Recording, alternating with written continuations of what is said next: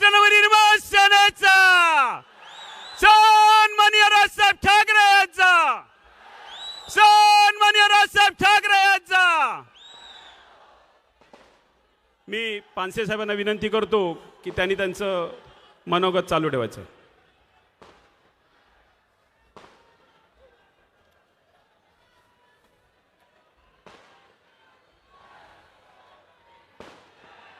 सन्माननीय राजसाहेब स्टेजवर आल्यानंतर पुढे अगदी बोलणं कठीण असतं, पण मला एक मुद्दा जाता जाता मांडावासा वाटतो की मगाशी अनेक वक्त्यांनी सांगितलं, अनेकांनी टीका केली की ही बी टीम आहे, बी टीम आहे, बी टीम आहे.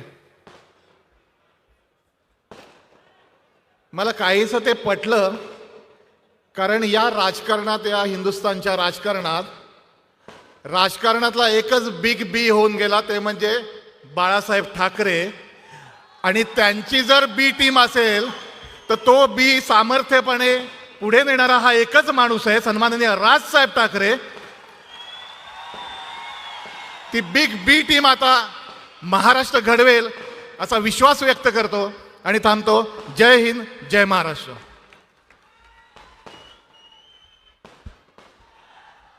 महाराष्ट्र नवनिर्माण सेनेचा सन्माननीय राजसाहेब ठाकरे यांचा मी माननीय राजसाहेब ठाकरेंना विनंती करतो की त्यांनी आम्हाला मार्गदर्शन करावं. महाराष्ट्र नवनिर्माण सेनेचा सन्माननीय राजसाहेब ठाकरे यांचा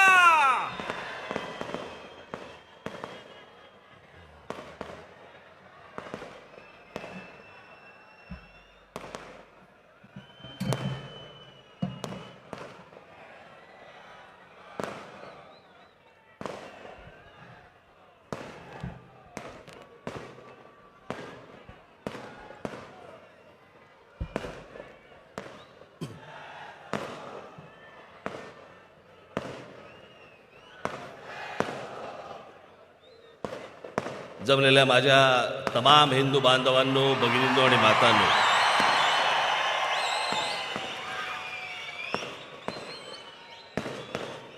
माझा आज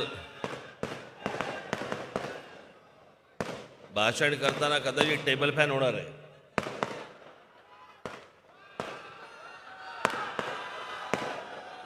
काय आलं काय आलं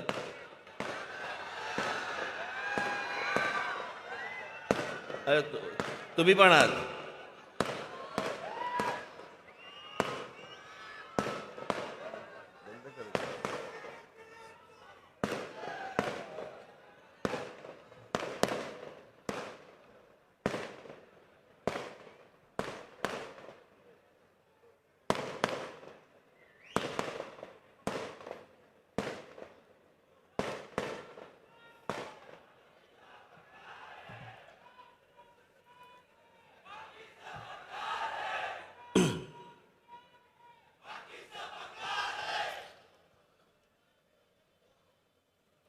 आता व्यासपीठाजवळ येत असताना मला अग्निशामक दलाचा बंब दिसला.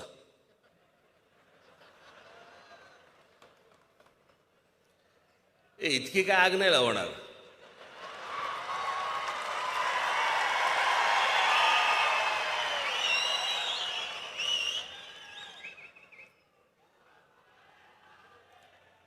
आज दुपारी मी बसलो असताना मला एका पोलीस अधिकाऱ्यांचा फोन आला आणि त्यांनी मला सांगितलं की आपण किती वाजता निघणार आहात. म्हटलं का हो. नाही म्हणे काही छोटक फुटक काही संघटना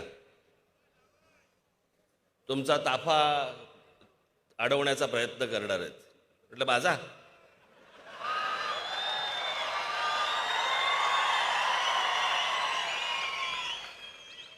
नाही म्हणे काय, आम्ही ते सगळे त्यांना डिटेन करू, पकडू वगैरे वगैरे, फक्त तुमचं निघायचं टायमिंग आम्हाला कळलं तर बरं होईल. मी म्हटलं मी तुम्हाला जेव्हा निघणार आहे त्यावेळेला मी तुम्हाला कळवतो. महत्वाची गोष्ट अशी, की माझ्या ताफ्याला कोणतरी अडवणार आहे हे इंटेलिजन्सला कळलं.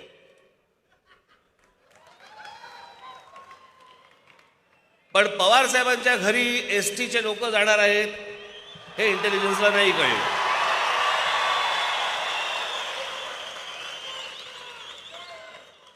खरं तर त्यांना प्रत्येक गोष्ट माहिती असते. एखादा माणूस शिंकला तर तो करोनाचा शिंकला का साधा शिंकला हेही त्यांना माहिती असतं.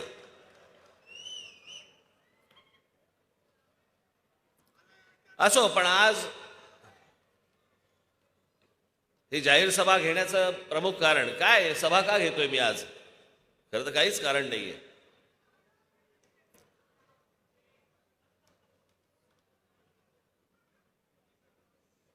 गुढीपाडव्याची सभा झाल्यानंतर अनेकांनी जे आपापले तारे तोडले,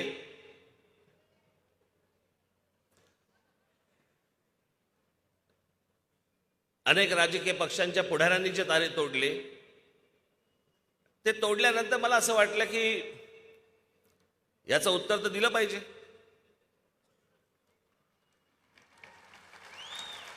पण मला पत्रकार परिषद घेऊन याचं उत्तर द्यायचं नव्हतं. आणि याचं एकमेव कारण असं होतं की पत्रकार परिषद घेतली जर असती मी,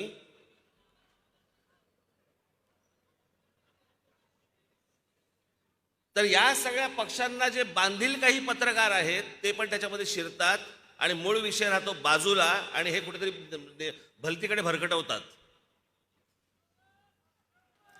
आणि मला तो भरकटवून द्यायचा नव्हता, म्हणून मी विचार केला काय करायचं. तर मग मी आमच्या अविनाशला बोलवलं. म्हटलं काय रे, म्हटलं आपण ठाण्याला सभा घेऊया का? म्हटलं मला या सगळ्या गोष्टींची उत्तर द्यायची आहेत. मला या जरूर करू, आपण जोरदार करू, ते दिसतच आहे.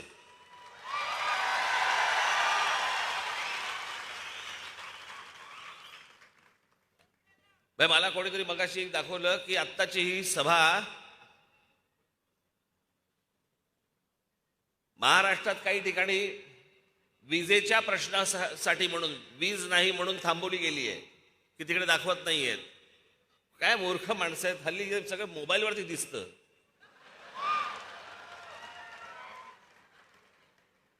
तुमच्या करंटची अपेक्षा कोणाला आहे? पण आता ही सभा, जाहीर सभा आपली मोठे स्क्रीन लावून जम्मूमध्ये पण दाखवली जाते. जम्मूमध्ये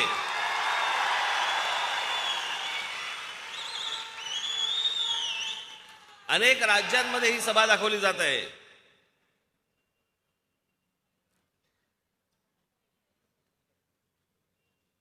आणि म्हणून मी ही जाहीर सभा आज घेण्याचं इथे ठरवलं की त्या सगळ्या प्रश्नांची उत्तरं म्हटलं आपण आज जाहीर सभेनेच देऊ. कारण हल्ली काय झालंय, त्या दिवशी जी सभा झाली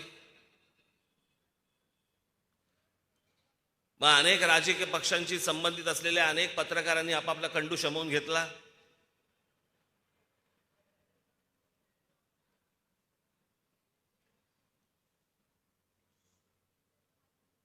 आणि मग वाटेल ते भारतीय जनता पक्षाची स्क्रिप्ट होती.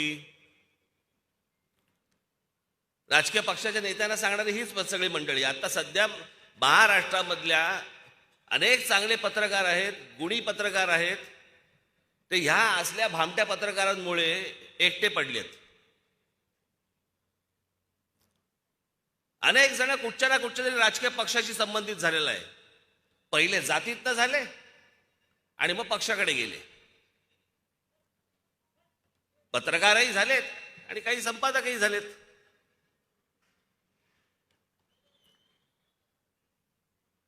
आणि त्याच्यामुळे आपण काही बोललं की फक्त टीका करायची. टीका म्हणजे काय, तर त्या राजकीय पक्षांच्या नेत्यांचं जे म्हणणं आहे ते ह्यांनी खरडायचं.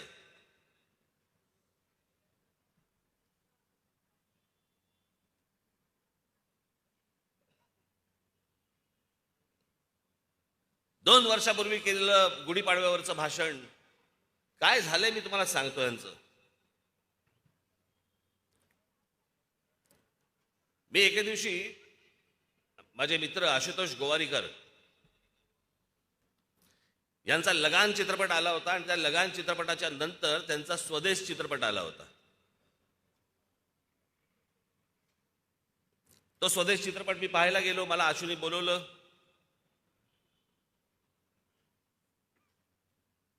मी तो चित्रपट पाहत असताना मला असं वाटलं की मी बाहेर पडलो.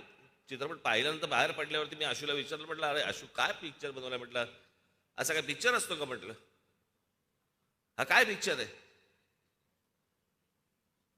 मी त्याला काही इकडचं तिकडचं त्याला मी चित्रपटाविषयी काही बोललो वगैरे वगैरे.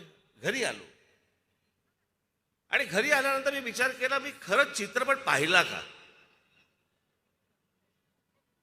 की माझ्या मागे लगान चित्रपट होता.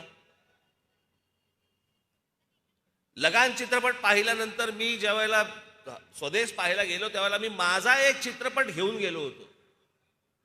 माझ्या डोक्यात एक होतं की बाबा आशुतोष गोवारीकरने लगान बनवलाय, लगान नंतर एक असा चित्रपट असेल. आणि मग मी ज्यावेळेला परत तो चित्रपट पाहिल्यानंतर मी आशूला सांगितलं, म्हटलं आशू मला माफ कर, म्हटलं मी तो चित्रपट पाहिला नव्हता, मी काहीतरी डोक्यात वेगळंच घेऊन गेलो होतो. ती जी परिस्थिती होती ना ती अनेक पत्रकारांची होती, अनेक संपादकांची होती. गुढीपाडव्याच्या सभेला ते त्यांचं एक स्वतःचं भाषण घेऊन आले होते की नाही या विषयावरती राज ठाकरे बोलणार, या विषयावरती राज ठाकरे बोलणार, हा विषय आणतील, या विषयावरती बोलतील.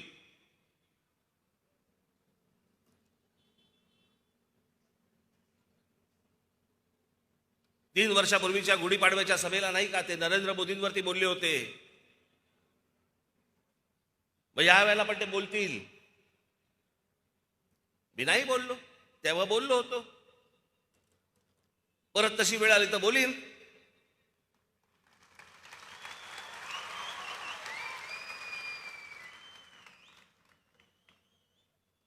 इतरही विषय आहेत, तुमचेही वाभाडे काढायचे आहेत मला.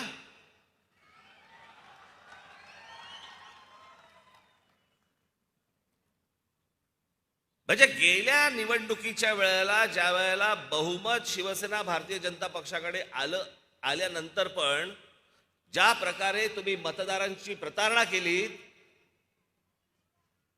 आणि शिवसेना, राष्ट्रवादी काँग्रेस आणि काँग्रेसचं सरकार बनलं, त्याच्या अगोदरचा एक पहाटेचा शपथविधी झाला, तो फिसकटला आणि मग ह्यांचं सरकार बसलं. आता या दोन्ही गोष्टींवरती मी बोलल्यानंतर ह्याच्यात भारतीय जनता पक्षाची स्क्रिप्ट कुठची आली? ही तर स्क्रिप्ट अख्ख्या महाराष्ट्राला, देशाला माहिती आहे. ते विसरले होते, फक्त आठवण करून दिली मी.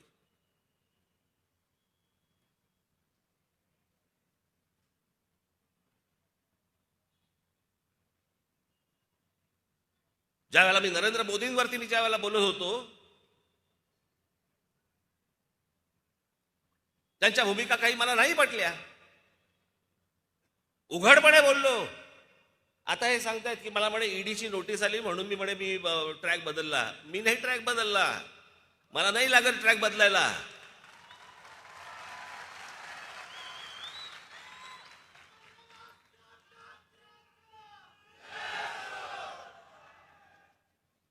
माहिती करून काही घ्यायचीच नाही. IL&FS नावाची जी कंपनी आहे त्या कंपनीची इन्क्वायरी होती, ज्याच्यामध्ये कोहिनूर, ज्याच्यामध्ये मी होतो. मी एका वर्षाच्या आत त्यातनं बाहेर पडलो. मी म्हणते झंगाट आपल्याला परवडणार नाही.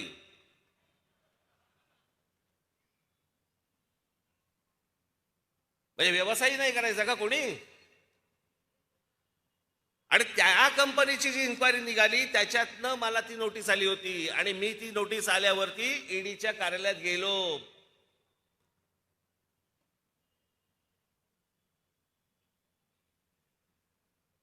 शरद पवार साहेबांना नुसती फक्त चाहूल लागली येते म्हणून.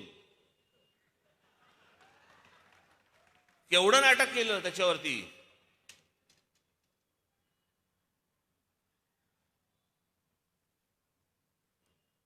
आणि जर या हाताने जर काही पापच केलेलं नाहीये, नोटीसी कोणत्या पण येऊ देत, त्या राजकीय असू देत नाही तर कायदेशीर असू देत, ढीक नाही हलत मी त्याला.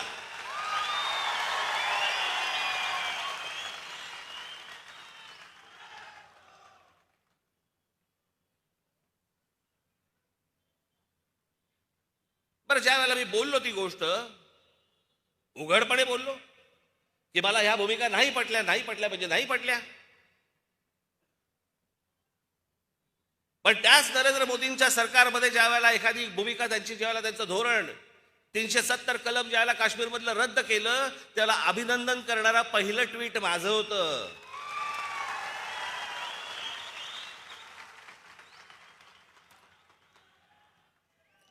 नरेंद्र मोदींसारखा पंतप्रधान या देशाला मिळावा असं बोलणाऱ्या या देशामधला पहिला माणूस मी होतो. त्याच्यानंतर बाकीचे बोलले आहेत. ज्या वेळेला मी एखादं स्वप्न ज्या वेळेला एखाद्या पंतप्रधानाकडनं पाहतो, 30 वर्षानंतर म्हणजे राजीव गांधींच्या नंतर एका व्यक्तीच्या हातामध्ये या देशामधलं पूर्ण बहुमत आल्यावरती या देशामध्ये कोणकोणत्या गोष्टी व्हायला पाहिजे होत्या, ज्या मी माझ्या भाषणांमधनं पण बोललो होतो तेव्हा, आजही माझी तीच मागणी आहे की बाकीच्या गोष्टी सोडा, ज्या झाल्या त्या झाल्या, पण नरेंद्र मोदींना माझं सांगणं आहे, आजही सांगणं आहे, या 2 मागण्या तुम्ही पूर्ण करा. या देशावरती खूप मोठे उपकार होतील. एक म्हणजे या देशामध्ये समान नागरी कायदा आणा,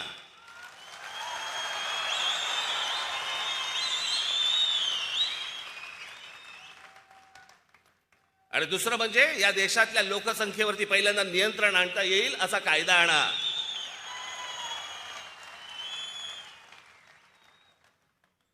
आम्हाला काय असूया नाहीये की आमच्याकडे 1 तुमच्याकडे 5-5. आम्हाला त्याचा नाही त्रास होत, पण ज्या प्रकारे लोकसंख्या वाढते, ज्या प्रकारे हा देश एके दिवशी फुटेल,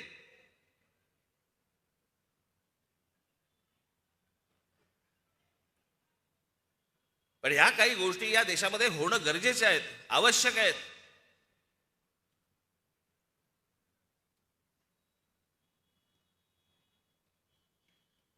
त्याच्यामुळे मला ज्या गोष्टींबद्दल विरोध करायचा होता तो मी केला. उद्या जर एखादी गोष्ट मला जर नाही पटली तर परत करीन, परंतु विनाकारण आपलं उठले, भाषणाला उठले आणि उगाच विरोध करायचा नाही. आता तुम्ही चिखल खाल्लाय, तुम्ही शेड खाल्लाय, आता तुमच्यावर.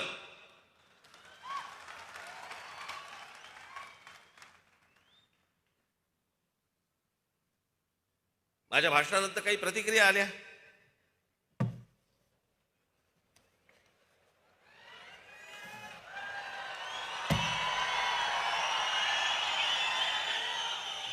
म्हटलं विसरायला नको.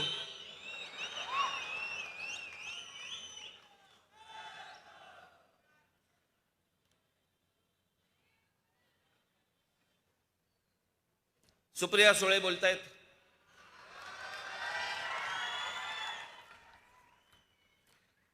लाव रे तो व्हिडिओ म्हणणारे एका नोटिशीने बदलतील याचं मला आश्चर्य वाटतं. म्हणजे मला आश्चर्य या गोष्टींचं वाटतं की एकाच घरात राहून अजित पवारांच्या घरी रेड पडते पण तुमच्या घरी रेड पडत नाही. ह्याचं कारण मला कळेल का?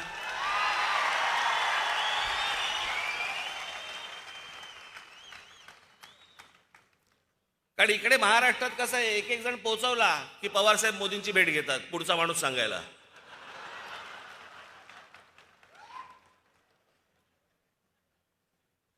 देशमुख गेले मग परत एक भेट घेतली.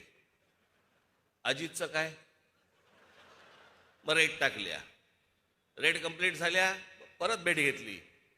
तो जरा नवाब मलिक जरा फाजीलपणा जास्ती करतोय, जरा जरा थोडंसं लक्ष द्या. मग नवाब मलिक, आता नवाब मलिकांचं झालं. परवा दिवशी एक फोटो काढला सगळ्या राज्यसभेतल्या खासदारांचा, नंतर हळूच जाऊन परत आतमध्ये परत भेटले. मग काहीतरी संजय राऊत बद्दल बोलले. असं म्हणे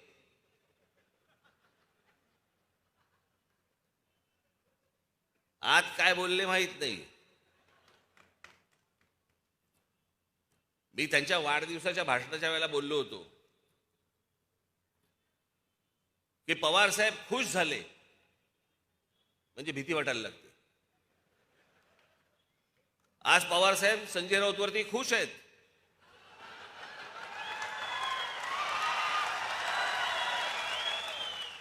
कधी टांगलेला दिसेल कळणार पण नाही. याच्यामध्ये अनेक काँग्रेसवाले गेलेले आहेत.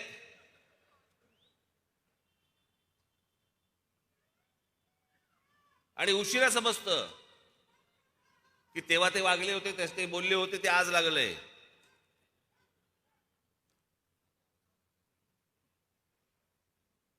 अजित पवारांच्याकडे रेड पडते, अजित पवारांच्या सख्या बहिणींच्या घरी रेड पडते,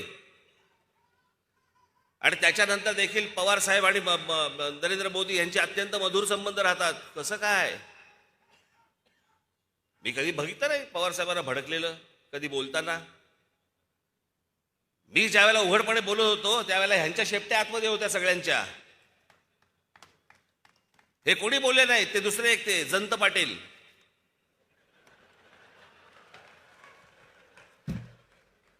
बघा ते जयंत पाटील काय म्हणतायत.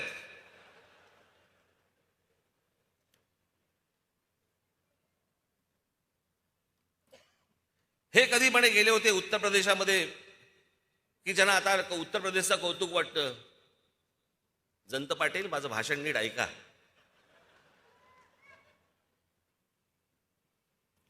मी म्हटलं ज्या बातम्या कानावरती येत आहेत त्याप्रमाणे जर उत्तर प्रदेशमध्ये जर विकास झालेला असेल तर त्याचा मला आनंद आहे.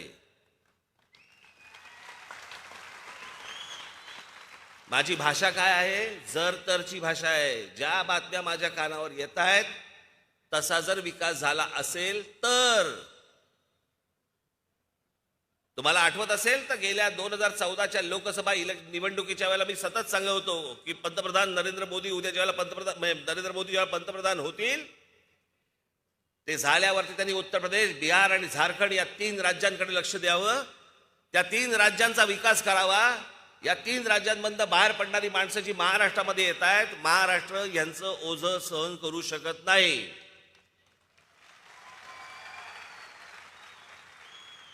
माझी सगळी भाषणं काढून बघा. आणि सुप्रिया सुळेंनी बोलायचं नाही हो. यांचे खायचे दात वेगळे आणि दाखवायचे सुळे वेगळे आहेत.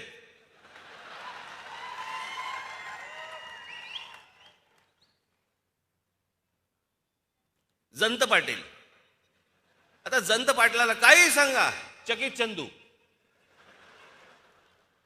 एकदा मागे गृहमंत्री असताना मी त्याला सांगत होतो, ह्याच सगळ्या गोष्टी सांगत होतो. म्हटलं अहो जरा एकदा त्या बेरामपाड्यामध्ये जाऊन बघा, एकदा ह्या सगळ्या वस्तीमध्ये जाऊन बघा. इकडे म्हटलं अत्यंत भीषण अवस्था आहे म्हटलं तिकडे. कधी म्हटलं तिथे कुठे शस्त्र असतील, बॉम्ब असतील. खरे की काय मला काही कल्पनाच नाही. सतत चेहरा चकित चंदू. आश्चर्य झालेलं असतं, सारखं आश्चर्य.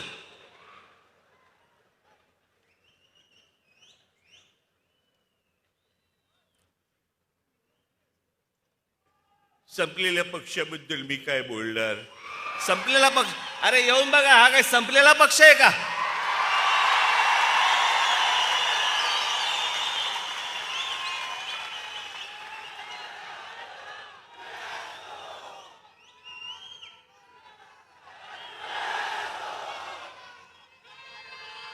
म्हणजे विजलेला पक्ष आहे.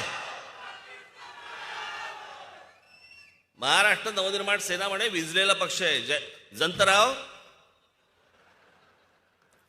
हा विजलेला पक्ष नाहीये, हा समोरच्यांना विझवत जाणारा पक्ष आहे.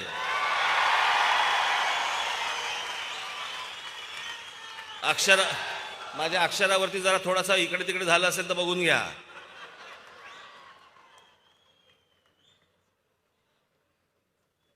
हे काय मला सांगताय? यांचा मतदारसंघाबाहेर यांना कोणी हुंगून विचारत नाही.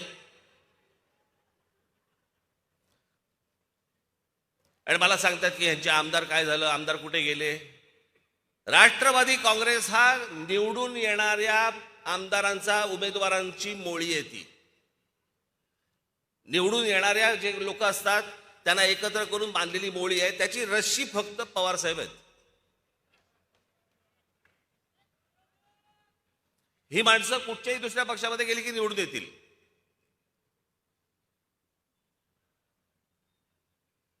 मग भुजबळ म्हणाले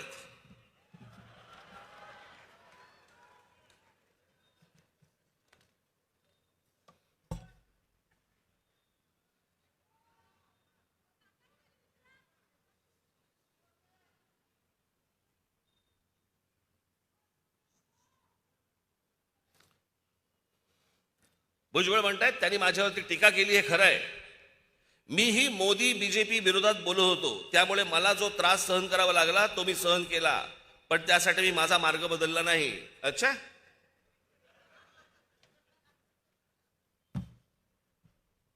भुजबळ साहेब, तुमचे सीए, तुमचा चार्टर्ड अकाउंटंट आणि तुमच्या बरोबरचा एक माणूस यांनी केलेल्या केसेसमुळे तुम्हाला आज जावं लागलं.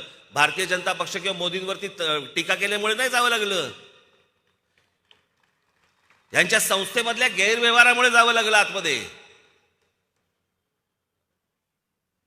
मोदींवरती टीका केली म्हणून नाही जावं लागलं. 2-2.5 वर्ष जेलमध्ये गेल्यानंतर पहिला शपथविधी यांचा होतो.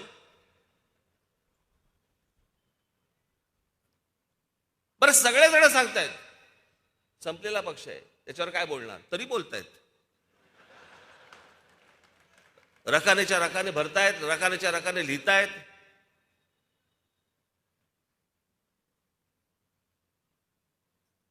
आमचे शेवटचे लाडके अजित पवार काय म्हणतायत बघा.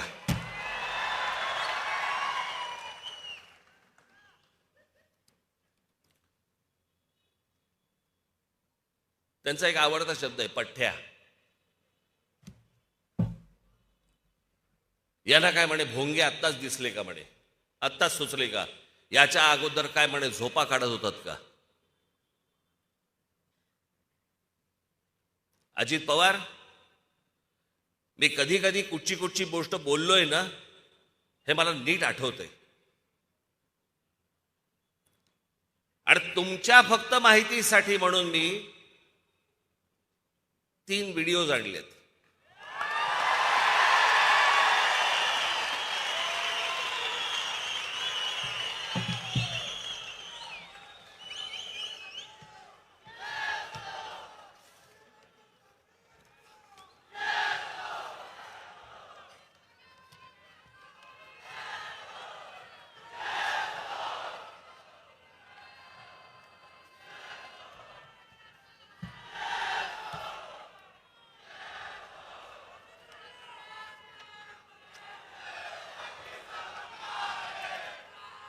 मी याच्या अगोदरही बोललो होतो, परंतु त्याचे मला काही व्हिडिओ सापडले नाहीत. सोक्षमोक्ष लावलेला बरा असतो. काय झालं, तो जो सकाळचा शपथविधी झाला त्याच्यानंतर जो पवार साहेबांनी जो आवाज काढला, तो आवाज काढल्यानंतर 3-4 महिने अजित पवारांना ऐकू येत नाही. बॉम्ब फुटल्यानंतर माहितीये, कू असा एक आवाज येतो कानात, काही ऐकू येत नाही. तसा तो आवाज काढल्यानंतर त्यांना 3-4 महिने कू असा आवाज येत होता. त्याच्यामुळे मी काय बोललो हे त्यांना कळलंच नाही. तरी पण मी तुम्हाला पहिला जे मी माझं बोलणं बोललोय 28 जुलै 2018 या दिवशी मी काय बोललोय तुम्ही बघा. आज महाराष्ट्रामध्ये असतील नाही तर देशामधले अनेक मुसलमानांना मी अनेक येतात तेव्हा मी त्यांना पण सांगतो, कशासाठी पाहिजे तुम्हाला लाऊडस्पीकर. सकाळची बांग देताना किंवा काय सकाळची अजान देताना आणि नंतरच्या तुम्हाला काय बांग देताना कशाला लाऊडस्पीकर पाहिजे. कोणाला कळवायचं असतं तुम्हाला. नमाज पडायचं आहे घरामध्ये पडा ना, रस्ते कशाला अडवताय.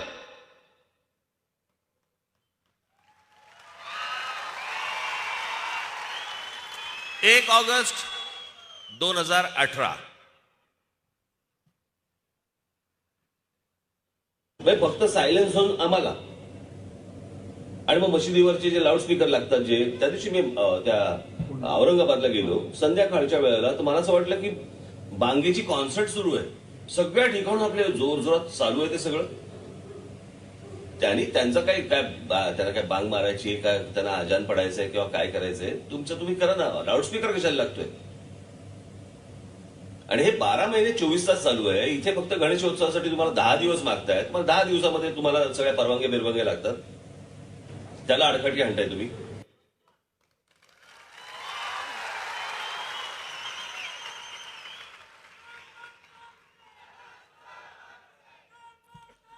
आता लॉकडाऊन लागायच्या अगोदर महाराष्ट्र नवनिर्माण सेनेचं जानेवारी 23 ला जे अधिवेशन झालं होतं त्या अधिवेशनामध्ये मी काय बोललो होतो?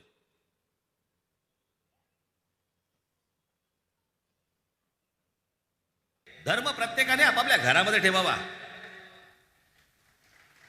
आणि त्याच्यासाठी मशिदींवरचे जे लागणारे भोंगे आहेत हे भोंगे देखील तितकेच बंद झाले पाहिजेत हे तेव्हाच मी बोललो होतो.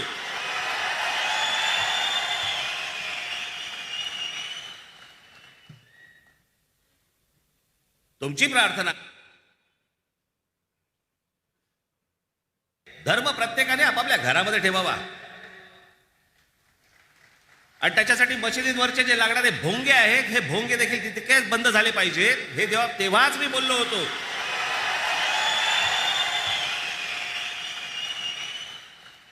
अजित पवारना ऐकून आलं. तुमची प्रार्थना आहे बंद कर आता. मी ह्याच्या आधीही बोललो, ऐकू नाही आलं. लॉकडाऊनच्या काळामध्ये कान साफ झाला असणार. गुढीपाडव्याचा भोंगा ऐकू आला.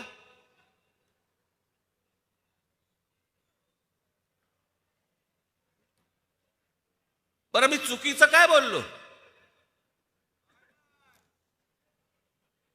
या मशिदींवरच्या भोंग्यांचा अख्ख्या देशाला त्रास होतोय. ह्याच्यामध्ये धार्मिक विषय कुठे आहे?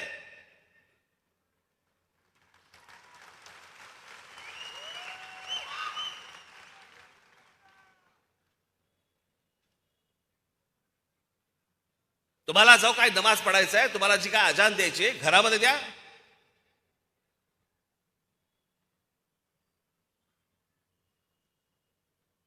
शहरांचे रस्ते कशाला अडवत आहे?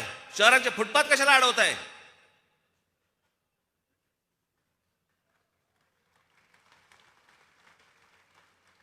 प्रार्थना तुमची आहे,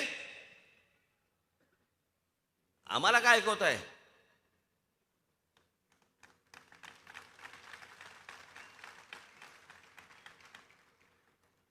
आणि जर सांगून जर समजा तुम्हाला समजत नसेल की हे भोंगे खाली उतरवा, तुम्ही आम्हाला विनाकारण त्रास देऊ नका, हे जर नीट सांगून समजत नसेल तर तुमच्या मशिदीच्या बाहेर आम्ही हनुमान चालीसा लावणार म्हणजे लावणार.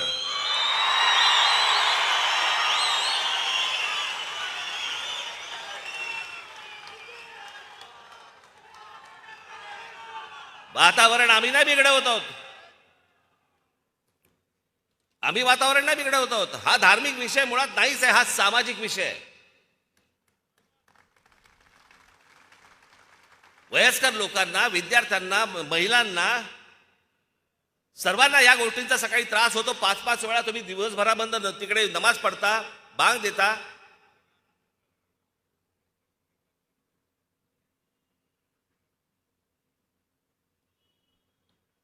एक तर सगळे बेसूर असतात.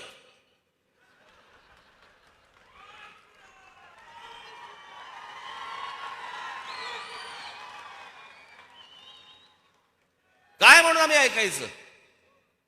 रस्त्यावरती घाण झाली तर आपण रस्ता साफ करतो, फुटपाथवरती घाण झाली तर आपण फुटपाथ साफ करतो. मग जर कानाला त्रास होत असेल तर भोंगे खाली उतरवलेच पाहिजेत.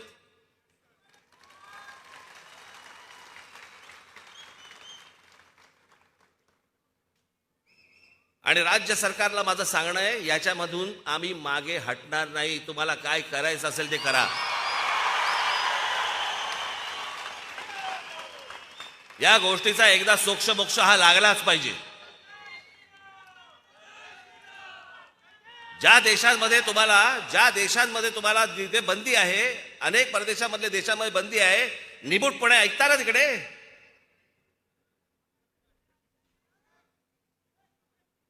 आज माझे अनेक असे मुसलमान परिचयाचे लोक आहेत, ते येऊन सांगतात की तुम्ही म्हणताय ते बरोबर आहे.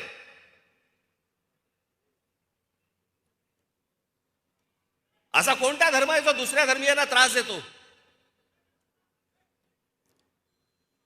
आज तुमचा रमजान चालू आहे, आम्ही समजू शकतो.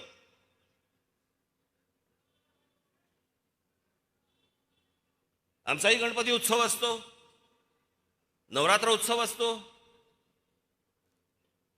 10 दिवसामध्ये आपण समजू शकतो, तरीही तो लाऊडस्पीकर कमीच लावला पाहिजे, तो भाग वेगळा.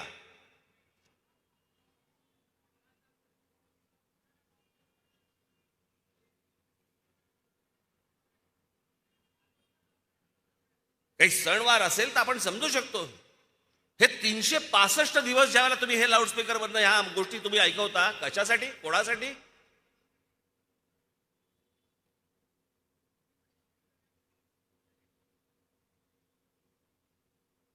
3 तारखेला ईद आहे.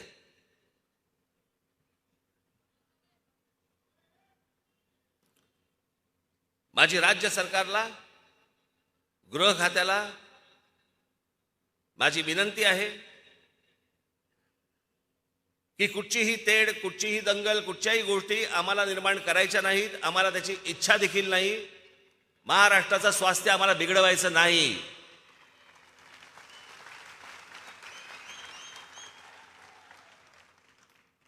पण आज 12 तारीख आहे. 12 ते 3 मे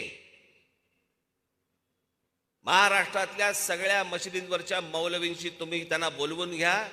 त्यांना सांगा सर्व मशिदींवरचे लाऊडस्पीकर हे उतरले गेले पाहिजेत, खाली आले पाहिजेत. 3 तारखेनंतर तुम्हाला कोणताही त्रास आमच्याकडनं होणार नाही.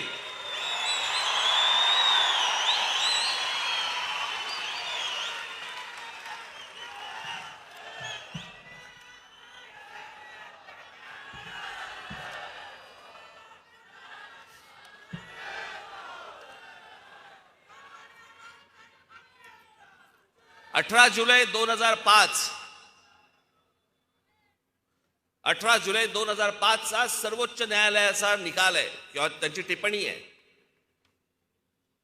इतरांची शांतता बिघडवून तुम्ही तुमची प्रार्थना करा किंवा मोठे ध्वनिक्षेपक किंवा मोठी वाद्य वाजवून प्रार्थना करा असं कुठलाही धर्म सांगत नाही. आमच्या मते समाजात धर्माच्या नावाने म्हातारी माणसं, आजारी रुग्ण, विद्यार्थी यांची पहाटेची झोप बिघडवणं, दिवस खराब करणं आणि बाकीच्यांचा दिनक्रम विस्कळीत करणं अशा गोष्टींना मुळीच परवानगी देता कामा नये. जर सुप्रीम कोर्टाने जर समजा ही गोष्ट सांगितलेली असेल तर राज्यातल्या गृह खात्याला त्याची अंमलबजावणी करायला काय प्रॉब्लेम आहे? हे होत का नाहीये? मतांसाठी? म्हणजे हे मतांसाठी म्हणून वाटेल त्या प्रकारे धर्म चालवणार आणि आम्ही उघड्या डोळ्यांनी आणि उघड्या कानांनी बघत बसायचं, हातावर हात ठेवून आम्ही उभं राहायचं फक्त.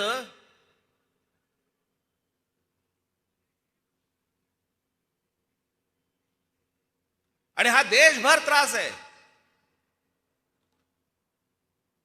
जे आज माझं भाषण ऐकत असतील त्या सर्व तमाम हिंदूंना माझं सांगणं आहे, 3 तारखेपर्यंत जर ऐकले नाहीत तर देशामध्ये जिथे जिथे मशिदी असतील, जिकडे बांग सुरू असेल तिकडे हनुमान चालीसा हे लागलंच पाहिजे. अख्ख्या देशभर लागलं पाहिजे.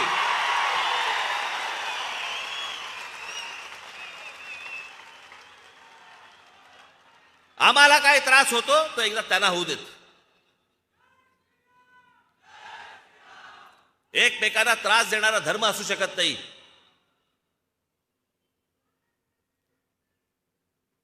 आणि ह्याच्यावरती ह्यांची बाजू घेणारे हे इकडचे ते आवाड,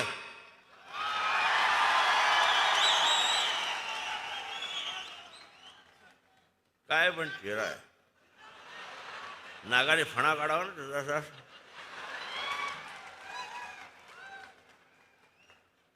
आता उद्या काहीतरी बोलेलच, डसू शकतो, बिसू शकतो वगैरे वगैरे. ये शेपटा धरतो, गरगर फिरवतो आणि फेकून देतो.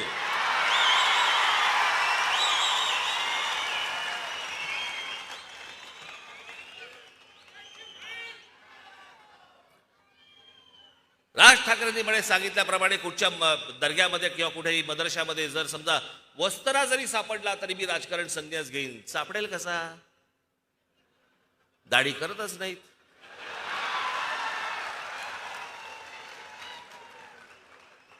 वस्त्रा कसा सापडेल? बरं, इकडून तिकडून तुला वस्त्रा दिसला, याच्या बुद्धीची कीव करावीशी वाटते मला. आवाड, आता मी 4 गोष्टी तुम्हाला वाचून दाखवतो.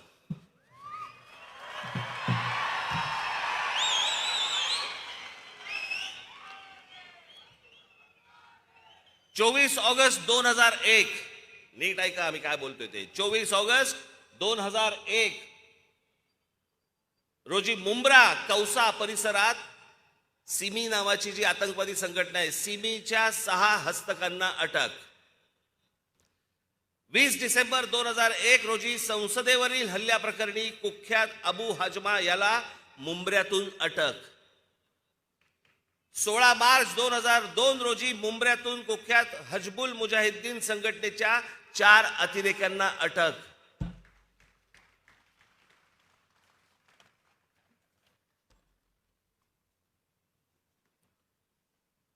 कोणा एका नेत्याच्या हत्येचा कट रचल्याप्रकरणी 3 अटक.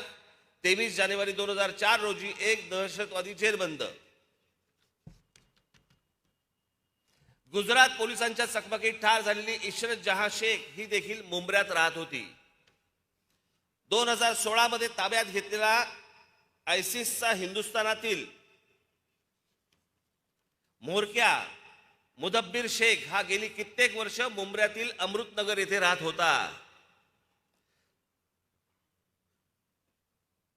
17 एप्रिल 2003 रोजी लष्कर ए तोयबाच्या 2 अतिरेक्यांना अटक.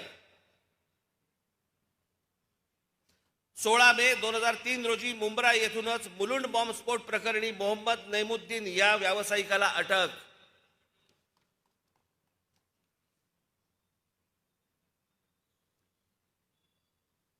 मुंब्र्यात रिजवान मोमीन या संशयित अतिरेक्याला अटक.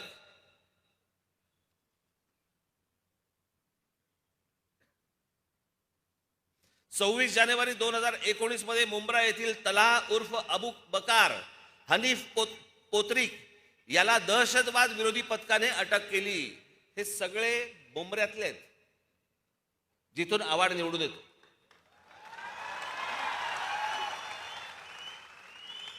आता तुम्ही म्हणाल की वस्तारा नाही सापडला, आता कसा संन्यास घेणार? मी कुठे बोललो तो अतिरेकी सापडत नाहीत म्हणून? या अशा अनेक असंख्य घटना या देशामधल्या अनेक मदरसांमध्ये चाललेल्या आहेत. याच्यामध्ये पाकिस्तानी सगळे हस्तक आहेत, याच्यामध्ये अतिरेकी आहेत, याच्यामध्ये शस्त्र सापडत आहेत. आणि खरंच सांगतो, याच्यामध्ये या देशामधला प्रामाणिक जो खरंच या देशावरती प्रेम करणारा जो मुसलमान आहे ना, तो ह्याच्यामधनं भरडला जातोय.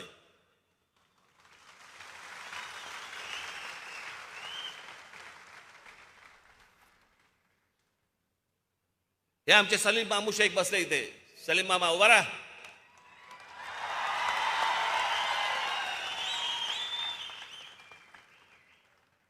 सलीम मामा शेख याच्या मतदारसंघामध्ये 95% हिंदू लोक राहतात, पण सलीम निवडून येतो.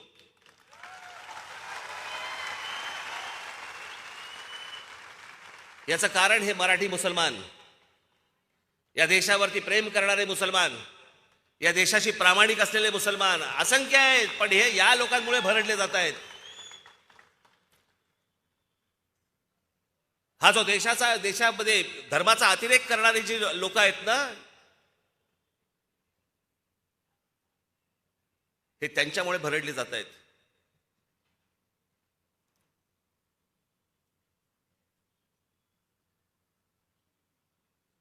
याच्यापेक्षा वेगळी अजून काय भूमिका असावी मला जरा सांगा.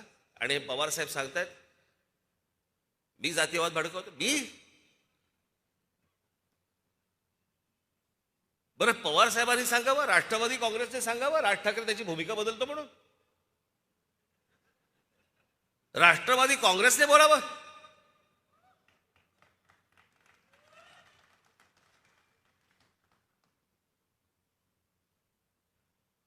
हेच शरद पवार ज्या वेळेला सोनिया गांधी विदेशी पंतप्रधान करतात, परदेशी पंतप्रधान या देशाला चालणार नाही, हे बोलणारी पहिली व्यक्ती सन्माननीय माननीय बाळासाहेब ठाकरे होती, की ज्यांनी सांगितलं परदेशी व्यक्ती चालणार नाही म्हणून या देशात. आणि मग तो धागा पकडून पवार साहेबांनी काँग्रेसमधनं बाहेर पडले की विदेशी पंतप्रधान आम्ही मान्य नाही करणार म्हणून. 99ला बाहेर पडले, सोनिया गांधी नकोत म्हणून बाहेर पडले. निवडणुकांचा निकाल लागला आणि परत काँग्रेस बरोबर गेले आणि मला असं वाटतं कृषी मंत्री झाले. 2 महिन्यात भूमिका बदलली. अशा तर असंख्य सांगता येतील अशा की जिकडे पवार साहेबांनी भूमिका बदलल्या. हे काय मला सांगतायत? मी कोणती भूमिका बदलली?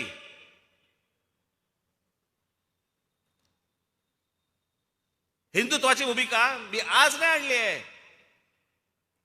आठवून बघा, या देशामध्ये पाकिस्तानी कलावंतांना डोंगरावरती लात मारून हाकलून देणारी संघटना कोणती होती, पक्ष कोणता होता?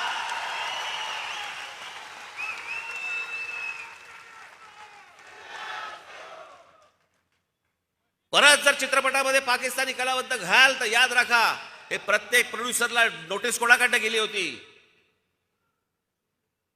जे आपल्याकडे येऊन गाणी गात होते, आपल्याकडे येऊन चित्रपटामध्ये काम करत होते, या सगळ्यांना ज्यांनी हकलून दिलं तो माझा महाराष्ट्र सैनिक होता.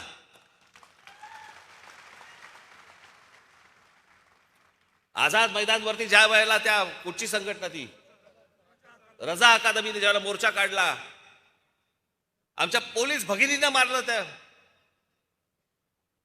घोळका घोळका करून त्या पोलीस भगिनींना आतमध्ये घ्यायचे आणि त्याला काय शारीरिक त्रास दिले हे आमचे इथे पत्रकार आहेत सगळे. ह्यांच्या गाड्या फोडल्या, जाळल्या, आमच्या पोलिसांना मारलं. कोणी प्रतिक्रिया नाही दिली.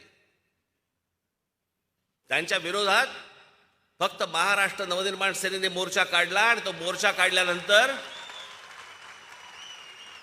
तिथे जो मुंबईचे पोलीस कमिशनर होते त्यावेळेला आरोप पटनायक हे आले आणि ते आमच्या पोलिसांवरतीच डाफरायला लागले.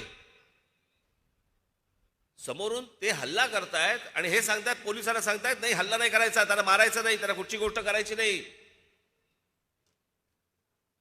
तो मोर्चाच मुळात काढला होता आरोप पटनाईकना मुंबईच्या पोलीस कमिशनर पदावरनं काढून टाकण्यासाठी म्हणून.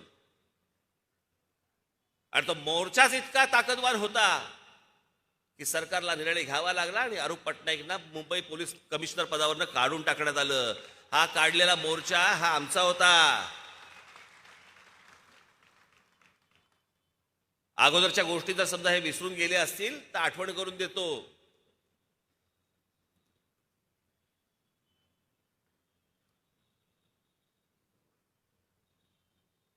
एकदम सगळे त्या गुढीपाडव्याच्या सभेनंतर एकदम सरफटले सगळे.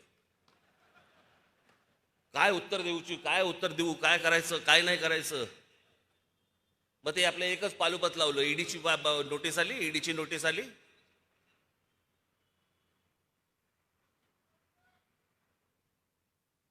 परत आली तर परत जाईल. तुम्ही जाताय का? नुसत्या फक्त प्रॉपर्टी अटॅच केल्या तर शिव्या द्यायला लागले पत्रकार परिषदेत.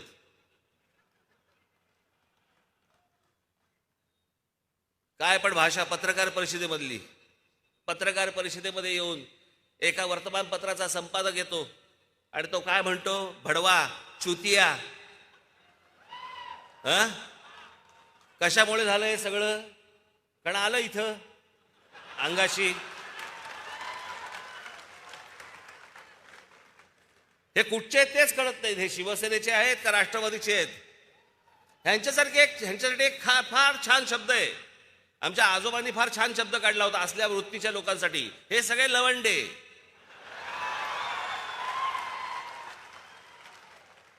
वरती अनुस्वार आहे, लक्षात ठेवा.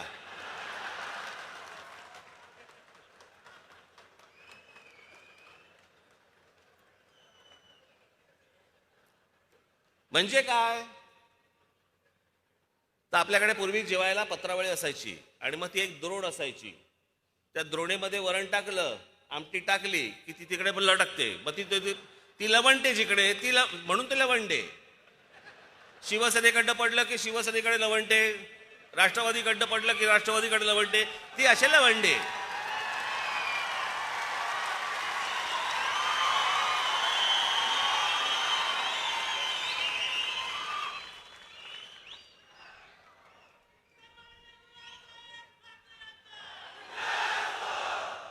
केवढं झोंबलं त्यांना ते. ही जे पवार साहेबांबद्दल जे बोललो की जातीयवाद जो आला महाराष्ट्रामध्ये, जात होतीच. असंख्य वर्ष, अनेक हजारो वर्ष जात आहे या देशामध्ये, या महाराष्ट्रामध्ये. प्रत्येक जातीला, प्रत्येक जातीतल्या माणसाला आपापल्या जातीबद्दल अभिमान होता. 99ला ज्या वेळेला राष्ट्रवादी काँग्रेसचा जन्म झाला, तो जन्म झाल्यानंतर दुसऱ्या जातीबद्दल द्वेष निर्माण करायला लावला. आमच्या मुलांची माथी भडकवली गेली. इतिहास चुकीचा सांगितला गेला म्हणे. पवार साहेब सांगतायत म्हणे इतिहास चुकीचा सांगितला गेला. मला सांगा सांगते काय त्या कुठच्या संघटना काढल्यात ना राष्ट्रवादीने, संभाजी बी ग्रेड, सी ग्रेड वगैरे अशा अनेक संघटना तरी काढल्यात. या 99 नंतरच कशा का आल्या? योगायोग? योगायोग नाही, यांनीच काढल्या. तुम्हाला मी शरद पवार साहेबांच्या एक मुलाखत घेतली होती पुण्याला. मी त्याच्यामध्ये हा प्रश्न विचारला होता. आज विचार काढून बघा. मी त्याच्या पुढे त्यांचं वय ऐकून बघून मी फार खोलात गेलो नाही.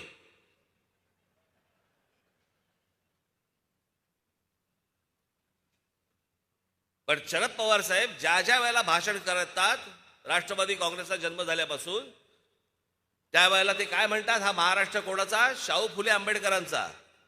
मान्यच आहे. पण त्या अगोदर हा महाराष्ट्र सर्वप्रथम जर कोणाचा असेल तर तो आमच्या छत्रपती शिवरायांचा महाराष्ट्र आहे.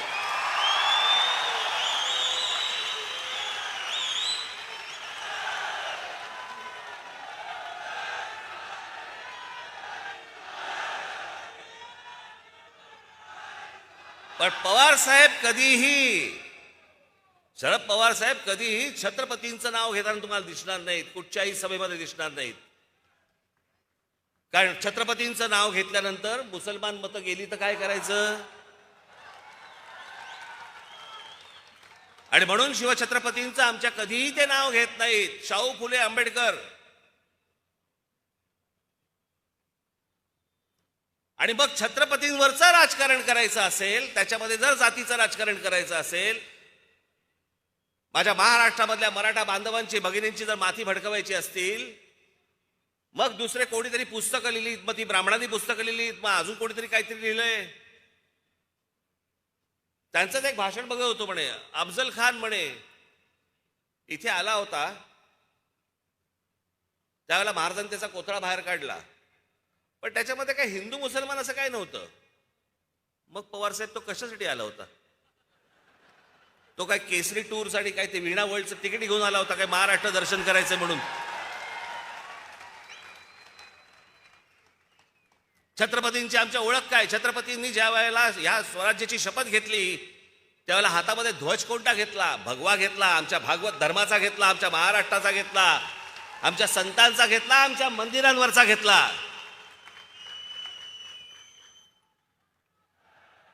ही लढाई तेव्हा कधी तुम्हाला दिसली नाही का की हिरव्या झेंड्याच्या विरोधातला हा भगवा झेंडा, ही लढाई तुम्हाला दिसली नाही?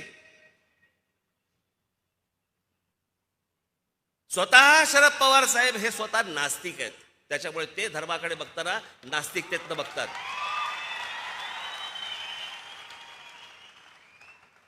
एखादा मिळाला तर दुर्मिळ फोटो तुम्हाला मिळेल, एखादा पवार साहेबांचा मंदिरात हात जोडतानाचा, पण तोही मिळणार नाही. कारण ते आहेतच स्वतः नास्तिकच आहेत. ते धर्मबिर्म काही मानत नाहीत, देवबिव काही मानत नाहीत. आणि मग ते त्यांच्या पद्धतीने राजकारण समजवण्याचा प्रयत्न करतात, त्यांना अपेक्षित असलेलं.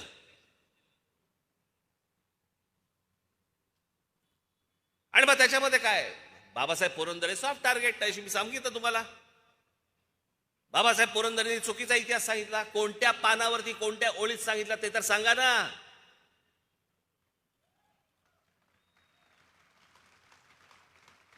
ह्यांचे इतिहासकार कोण? ते म्हणे कोकाटे. कोण कोकाटे? बरं, महाराजांवरती आजपर्यंत रणजित देसाईंनी लिहून ठेवलं, संभाजी राजांवरती आमच्या शिवाजी सावंतांनी लिहून ठेवलं, बाबासाहेबांनी लिहिलं, आमच्या महेंद्रांनी लिहिलं, अनेक लोकांनी लिहिलंय.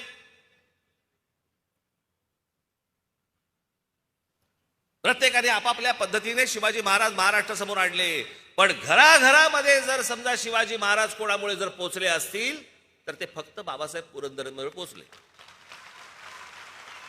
हे नाकारून चालणारच नाही तुम्हाला. आणि हे कोणीही मान्य करतं. मग त्यांची व्याख्यानं असू देत, त्यांची पुस्तकं असू देत, तर काही असू देत. पण आम्हाला इतिहास नाही बघायचा आहे. आम्हाला ते पुस्तक कोणत्या जातीच्या माणसांनी लिहिलं ते बघायचंय. आम्ही आमच्या शिवछत्रपतींचा इतिहास सांगणार नाही आहोत. आम्ही आमच्या मराठेशाहीचा इतिहास सांगणार नाही आहोत. आम्ही मराठेशाहीचा इतिहास सांगताना आम्ही त्याच्यामध्ये फोड करणार. फोड काय करणार की बघा पेशव्यांनी चालवलेलं, पेशव्यांनी केलेली गोष्ट काय, पवार साहेब काय चाललंय. तुमच्यासारख्या बुजुर्ग माणसाने या महाराष्ट्र राज्यामधला जातीपातीचा हा भेद गाडून टाकला पाहिजे. तुम्ही याच्यासाठी प्रयत्न केले पाहिजेत. पण तुमच्या स्वतःच्या राजकीय स्वार्थासाठी म्हणून या सगळ्या गोष्टी करताय तुम्ही. या शरद पवार साहेबांकडे अनेक गुण आहेत, खरंच घेण्यासारखे आहेत. पण ह्याचं काय करायचं. मी त्यांच्या वाढदिवसाच्या वेळेला जेव्हा भाषण केलं होतं त्या भाषणाची माझी पहिली लाईन, तुम्ही पहिली ओळ आज काढून बघा.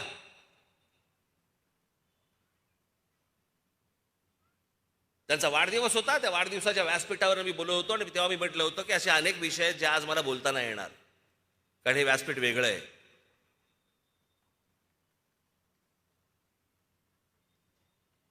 पण हा जातीपातीचा जो चिखल महाराष्ट्रामध्ये होतोय, घडतोय, याला यांचं काय राजकारण करायचं करू देत. माझी महाराष्ट्रातल्या माझी सर्व बांधवांना, भगिनींना माझी विनंती आहे, यातनं बाहेर या. यातनं आपल्या हाताला काही लागणार नाहीये. ही सर्व मंडळी फक्त केवळ तुमचा वापर करून घेतील. कुठे गेलं ते मराठा आरक्षण. लाखाचे मोर्चे निघाले. उन्हा तानाबंद माझे बांधव भगिनी सगळ्या ठिकाणी मोर्चे घेऊन फिरले. काय झालं त्याचं आठवत असेल तुम्हाला. तेव्हा एकटा राज ठाकरे तुम्हाला सांगत होता हे होणार नाही, ह्यांना करायचंच नाहीये, ह्यांना निवडणुकीसाठी फक्त तुम्हाला उचकवायचं होतं. त्यांना फक्त तुम्हाला उचकवायचं होतं. त्या उचकवण्यामधनं फक्त मतपत्रात पाडून घ्यायची होती. आता नवीन काढलं. आता ओबीसी समाजाबद्दल काढलं. मग ते प्रकरण आता कोर्टात मध्ये गेलं. मग त्याच्यावरती निवडणुका पुढे ढकलल्या. निवडणुका पुढे ढकलल्या म्हणजे सगळ्या महानगरपालिकांवरती प्रशासक नेमला गेला. म्हणजे राज्य सरकार पण यांच्या हातामध्ये, महानगरपालिकेचा प्रशासक पण यांच्या हातामध्ये. दोन्ही बाजूनी खा.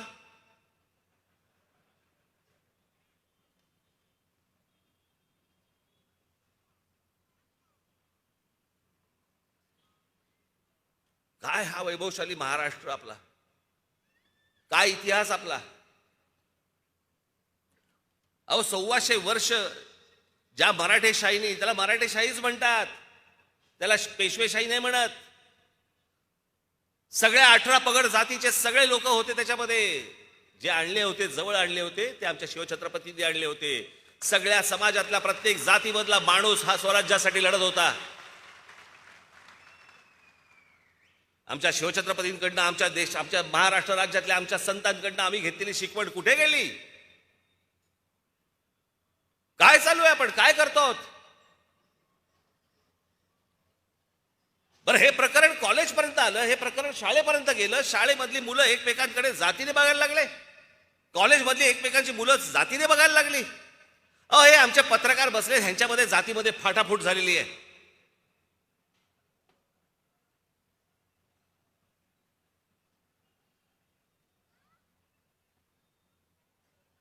महाराष्ट्राला कोणी हरवू शकलं नव्हतं. महाराष्ट्राला हरवतंय कोण? आमची जात.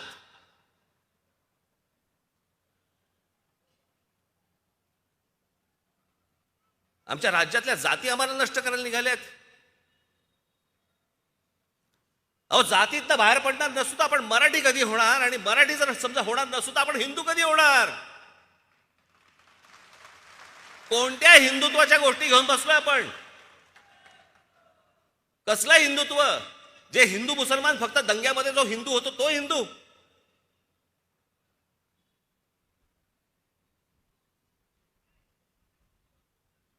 या सगळ्यांपासून माझे महाराष्ट्राच्या सगळ्यांना माझी हात जोडून विनंती आहे, ह्या सगळ्या भामट्यांपासून दूर राहा. हे महाराष्ट्र त्यांच्या स्वार्थासाठी खड्ड्यात घालतील. स्वतःला हव्या असलेल्या पैशांसाठी हे महाराष्ट्राला खड्ड्यात घालतील. कोणाला कशाची चिंता नाहीये. त्या एसटी कर्मचाऱ्यांकडे बघा, 4 महिने 5 महिने अनेक महिने झाले त्यांचे संप मिटत नाहीये. मी स्वतः पवार साहेबांकडे माणसं घेऊन गेलो होतो. लगेच ह्याच्यावरती आपण तोडगा काढू. अजून तोडगा निघालेला नाहीये. तोडगे निघत नाहीत. गेल्या वर्षीपासून संप सुरू आहे. त्याची दिवाळी खराब गेली, सगळं खराब गेलंय. एकदा काय ते निश्चित त्यांना सांगा तरी, काय होणार आहे त्यांच्या भविष्यामध्ये, आयुष्यामध्ये. कशाचा कशाला पत्ता नाही आणि आम्हाला कशामध्ये गोंधळून टाकतायत. ह्यांचे रोजचे चालले, ह्याला जेलमध्ये टाक, त्याला जेलमध्ये टाक, हा इथून बडबड करतोय, तो तिकडून बडबड करतोय आणि आमच्या टेलिव्हिजन चॅनलवरती दुसऱ्या बातम्या नाहीत. आम्ही सगळं विसरून गेलोय. आज महाराष्ट्रामध्ये मोठ्या प्रमाणावरती लोड शेडिंग सुरू झालेलं आहे. आमच्याकडे काय नाही, छोटक फुटक बातम्या येतील, संपला विषय. उद्या परत हे भांडायला मोकळे, परत हे काहीतरी बोलतील, परत हा काहीतरी बोलणार. टेलिव्हिजन चॅनल्सना देखील माझी हात जोडून विनंती आहे, बाबांनो हे बैल बंद करून टाका त्यांना. तुम्ही एक निर्णय घ्या की नाही, हे आम्ही दाखवणार नाही. जे महाराष्ट्राचं हिताचं आहे ते एवढंच आम्ही दाखवू. काही गरज नाही 24 तास दाखवायची. चांगलं जर समजा तुम्ही 5 तास दाखवलं ना तरी महाराष्ट्र सुखी होईल. पण ह्या सगळ्यामधनं बाहेर येणं आवश्यक आहे, गरजेचं आहे. लोकांना वाटत असेल की हे भोंग्याचं राज ठाकरे राजकारण करतोय. मला राजकारण करायची गरज वाटत नाही. मला जे आहे, हा महाराष्ट्र, हा देश साफ झाला पाहिजे, नीट झाला पाहिजे, सुरक्षित राहायला पाहिजे. माझ्या माता भगिनी ज्यावेळेला रस्त्याने फिरतील, कुठेही जाताना त्यांना सुरक्षित वाटलं पाहिजे. आमच्या महाराष्ट्रामधली, देशामधली जी वयस्कर लोक आहेत, लहान मुलं आहेत, अभ्यास करणारे आहेत, त्यांना या भोंग्यांचा त्रास होता कामा नये. आणि त्याच्यासाठी म्हणून जर समजा उद्या काही केसेस अंगावरती घ्यायच्या झाल्या, माझ्या सकट आम्ही घेऊ. माझ्यावर काहीतरी 100-125 केसेस आहेतच.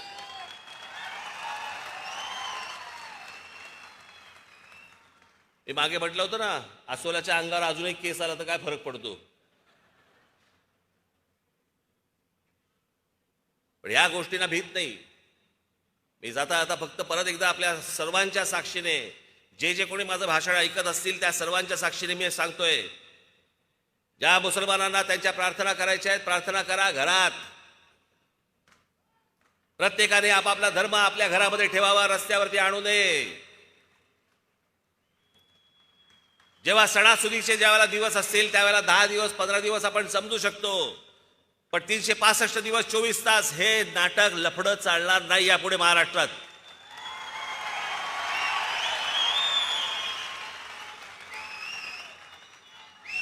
आणि एक गोष्ट सांगतो, आता हनुमान चालीसा सांगितलाय. अजून मी माझ्या पुढच्या भातावातला मी अजून बाण काढलेला नाहीये. तो काढायला मला लावू नका.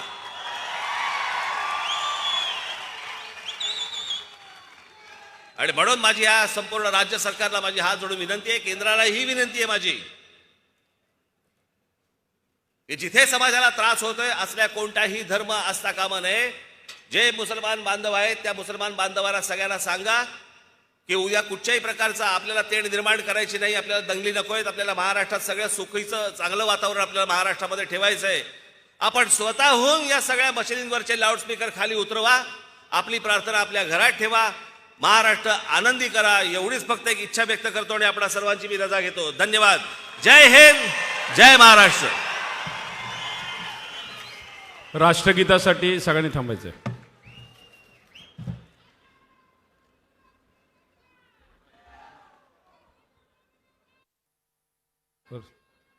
राष्ट्रगीत चालू करू.